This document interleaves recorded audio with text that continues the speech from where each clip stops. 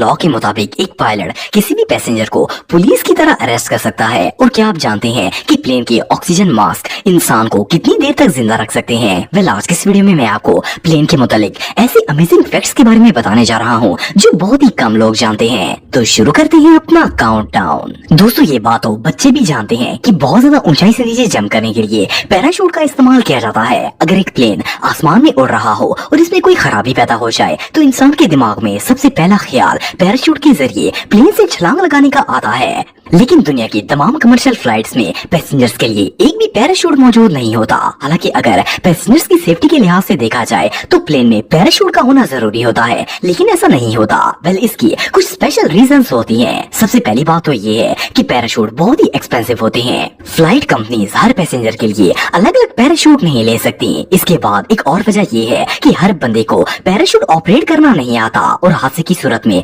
इतना टाइम नहीं होता कि क्रू मेंबर्स इन्हें पैराशूट खोलना सिखा सके। इसके अलावा पैसेंजर प्लेन्स में पैराशूट ना होने की मेन रीजन ये भी होती है कि आसमान में हवा का प्रेशर इतना ज्यादा होता है कि प्लेन का डोर ओपन नहीं किया जा सकता। जब दरवाजा ही ओपन नहीं होगा तो प्लेन से बाहर जंप कैसे किया जा सकता है? इसलिए पैराशूट्स कमर्शियल फ्लाइट्स में बिल्कुल यूजलेस होते हैं। दोस्तों, अगर प्लेन्स के स्ट्रक्चर की बात की जाए तो ये दुनिया की सबसे ह्यूज और हैवी मशीनरीज में से एक माना जाता है। आप इसे देखकर अंदाजा लगा सकते हैं कि ये कितना बड़ा होता है। इसका सिर्फ साइज ही बड़ा नहीं होता बल्कि इसे बनाना भी काफी डिफिकल्ट होता है। एक प्लेन को बनाने के लिए हजारों नहीं बल्कि लाखों पुर्जों को आपस में जोड़ा जाता है और इसके लिए सैकड़ों नहीं बल्कि लाखों एम्प्लॉयज की जरूरत होती है। लेकिन क्या आप जानते हैं कि एक हवाई जहाज टोटल कितने पार्ट्स पर मुश्तमिल होता है? वेल, एक्सपर्ट्स के मुताबिक एक एयरप्लेन के तकरीबन 60 लाख पार्ट्स होते हैं। ये 60 लाख पार्ट्स आपस में जुड़ते हैं तब जाकर एक एरोप्लेन क्रिएट होता है जो कि कई डेकेड्स तक लोगों को लाने और ले जाने का काम कर सकता है। बहरहाल जो भी हो, प्लेन्स को बनाना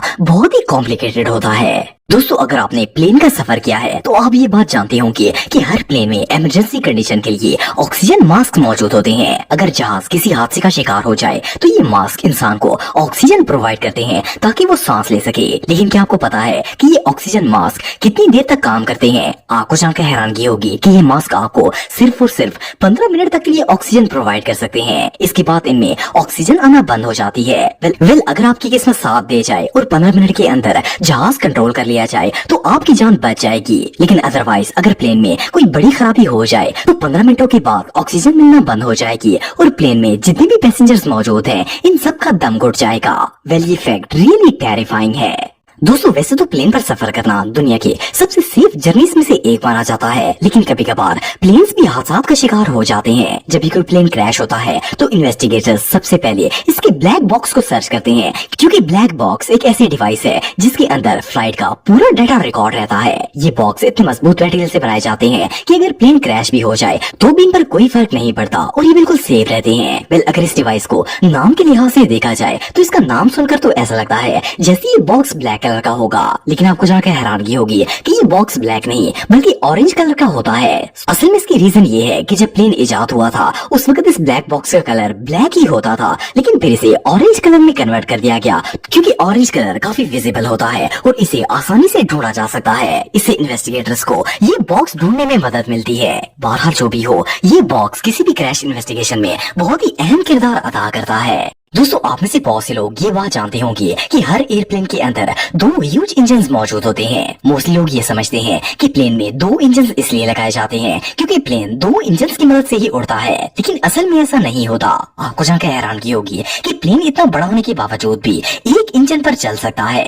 लेकिन सोचने की बात यह है कि अगर प्लेन सिंगल इंजन पर चल सकता है तो इसमें दूसरा इंजन क्यों लगाया जाता है? वेल, प्लेन के अंदर एक एक्स्ट्रा इंजन इसलिए लगाया जाता है ताकि अगर एक इंजन फेल हो जाए और वो काम करना छोड़ दे तो इसकी जगह दूसरा इंजन काम कर सके। आपने अक्सर वीडियोस में देखा होगा कि प्लेन के एक इंजन में आग लगी होती है लेकिन फिर भी वो इजीली लैंड हो जाता है। उसकी वजह ये है कि दूसरा इंजन इसे ऑपरेट करने में मदद देता है। वेल, इससे भी मजे की बात ये है कि अगर प्लेन के दोनों इंजन भी फेल हो जाए तो भी एक एक्सपर्ट पायलट इसे ग्लाइडिंग के जरिए सेफली लैंड करवा सकता है। ये रियली अनबिलीवेबल है। दोस्तों दुनिया में ऐसे बहुत से ममालिक हैं जिनमें साल के आधे हिस्से बर्फबारी होती रहती है और ये बर्फ इतनी ज्यादा होती है कि वो पूरा मुल्क ही बर्फ से ढका होता है। लेकिन ऐसी जगहों पर भी निजाम जिंदगी बरकरार रहता है और हर काम टाइम पर होता है। इवन कि इन ममालिक में एयर ट्रांसपोर्ट तक मुतासर नहीं होती। लेकिन क्या आपको पता है कि ऐसे ममालिक जहाँ पर काफी ज्यादा स्नोफॉल होती है इनमें प्लेन्स को लो एल्टीट्यूड पर रखा जाता है। वेल ऐसे इलाकों में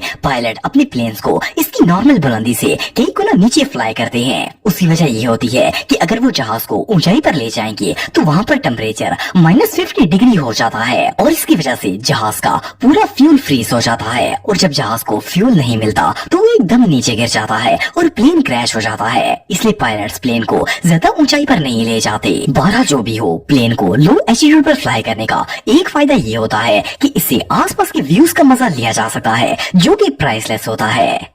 दोस्तों अगर पायलट्स की बात की जाए तो इनकी जॉब दुनिया की सबसे कूलेस्ट जॉब्स में से एक मानी जाती है। ये लोग फ्री में पूरी दुनिया घूमते हैं और हर मुल्क की सैर करते हैं और सिर्फ इतना ही नहीं बल्कि इनकी सैलरीज भी काफी ज्यादा हाई होती हैं। लेकिन आपको जानकर हैरानगी होगी कि इनकी जॉब जितनी एंटरटेनिंग होती है इसमें इतनी ही कॉम्प्लिकेशंस भी होती हैं। जब कोई फ्लाइट टेक ऑफ हो जाती है तो जहाज की पूरी रिस्पॉन्सिबिलिटी पायलट के ऊपर आ जाती है। अगर प्लेन में किसी भी किस्म की प्रॉब्लम आ जाए तो पायलट के अलावा और कोई शख्स इसे हैंडल नहीं कर सकता। एक कमर्शियल प्लेन का पायलट न सिर्फ इसे ऑपरेट करता है बल्कि जरूरत पड़ने पर वो एक पुलिसमैन का काम भी करता है। मिसाल के तौर पर अगर फ्लाइट के दौरान प्लेन में कोई पैसेंजर ट्रबल करने की कोशिश करता है तो लॉ के मुताबिक पायलट के पास ये अथॉरिटी होती है कि वो इस पैसेंजर को गिरफ्तार कर सके। इवन के पायलट्स को पुलिस की तरह हथकड़ियां भी दी जाती हैं ताकि वो लोगों को गिरफ्तार कर सके। दोस्तों अगर आपने प्लेन का सफर किया है तो आपने कभी न कभी पायलट का कैबिन जरूर देखा होगा। लेकिन आप में से बहुत ही कम लोग ये बात जानते होंगे कि पायलट का कैबिन पूरे प्लेन का सबसे सेफ और हाईली सिक्योर पार्ट होता है। पायलट के कैबिन को एक पायलट के अलावा और कोई भी ओपन नहीं कर सकता। जब पायलट अपनी कैबिन के अंदर बैठ जाता है तो इसे सिर्फ अंदर से ही खोला जा सकता है और ये काम पायलट के अलावा और कोई भी नहीं कर सकता। हालांकि इस कैबिन के बाहर एक कोडेड स्क्रीन मौजूद होती है, लेकिन अगर वो कोड करेक्टली अप्लाई भी कर दिया जाए तब भी जब तक पायलट अंदर से परमिशन ग्रांट नहीं करता उस वक्त तक वो कैबिन ओपन नहीं किया जा सकता। सिर्फ इतना ही नहीं बल्कि ये कैबिन खुलने के चंद ही सेकंड्स के बाद ऑटोमेटिकली लॉक भी हो जाता है। लेकिन सोचने की बात यह है कि पायलट के कैबिन को इतना सिक्योर क्यों बनाया जाता है? वेल इसकी मेन रीजन ये है ताकि प्लेन को हाईजैक होने से बचाया जा सके और कोई भी शख्स पायलट या प्लेन के ऑपरेटिंग सिस्टम तक ना पहुंच सके। ये फैक्ट रियली अमेजिंग है। दोस्तों ये बात तो हम सब जानते हैं कि कार, ट्रक, बाइक या किसी भी व्हीकल को सेफली चलाने के लिए इसके ड्राइवर का एक्टिव होना बहुत जरूरी है। अगर ड्राइवर कॉन्शियस ना हो तो ड्राइविंग कामयाब नहीं हो सकती। लेकिन आप बिलीव नहीं करेंगे कि एयरप्लेन के केस में ऐसा कोई कॉन्सेप्ट नहीं है। एक लेजी से लेजी पायलट भी प्लेन को आसानी से ऑपरेट कर सकता है। उसकी रीजन ये है कि दुनिया में बनाए जाने वाले 90% प्लेन्स ऑटो पायलट होते हैं। वेल एक दफा जब प्लेन आसमान में पहुंच जाता है तो इसके बाद वो खुद ब खुद चल सकता है। पायलट का काम सिर्फ और सिर्फ इसे टेक ऑफ करना, लैंडिंग करवाना या फिर जहाज की डायरेक्शन चेंज करना होता है। तो दोस्तों आज की वीडियो में बस इतना ही। उम्मीद करता हूँ आपको आज की वीडियो पसंद आई होगी। ऐसे ही इंफॉर्मेटिव वीडियो देखने के लिए मेरे YouTube channel Atif TV official subscribe कर दें। मिलता हूँ नेक्स्ट वीडियो में, तब तक के लिए अल्लाह हाफिज़।